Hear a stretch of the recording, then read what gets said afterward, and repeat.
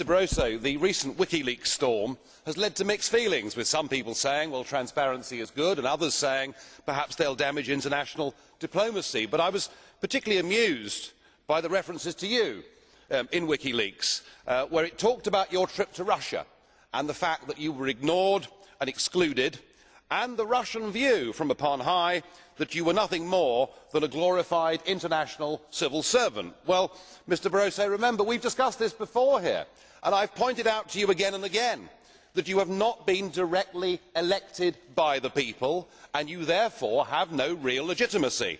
Is it that the fact you're unelected is the reason why you don't command more respect on the global stage, and why increasingly the peoples of Europe are holding you and the entire Commission in contempt? Thank you.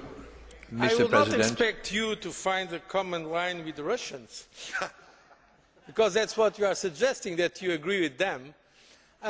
Frankly, I was elected by this Parliament, by secret vote, so I think I deserve the respect of this Parliament from all members of the Parliament.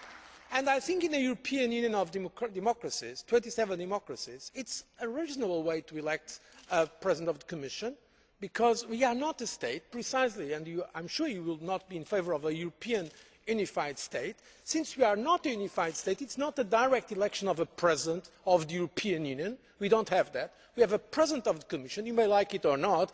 I like him more than you, but okay.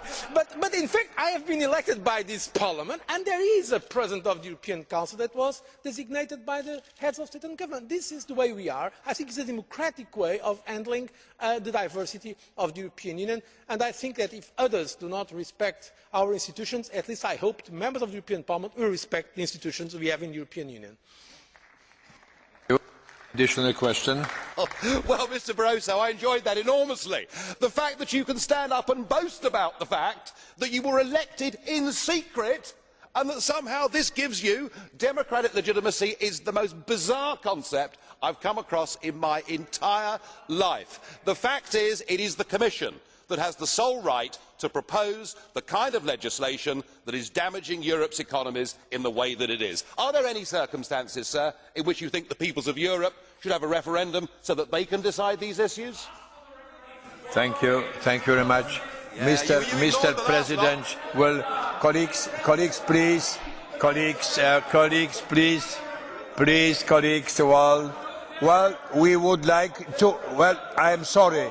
Mr. President Schulz, I am very sorry. Mr. President Schulz, we would like to go ahead with our proceeding. Well, colleagues, Mr. President Schulz.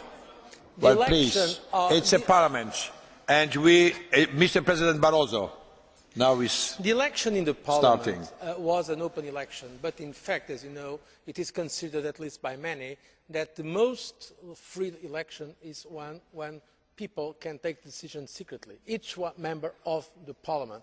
By the way, in totalitarian systems, usually secret votes are not allowed, precisely because of the pressure on individual freedoms. This is the first point.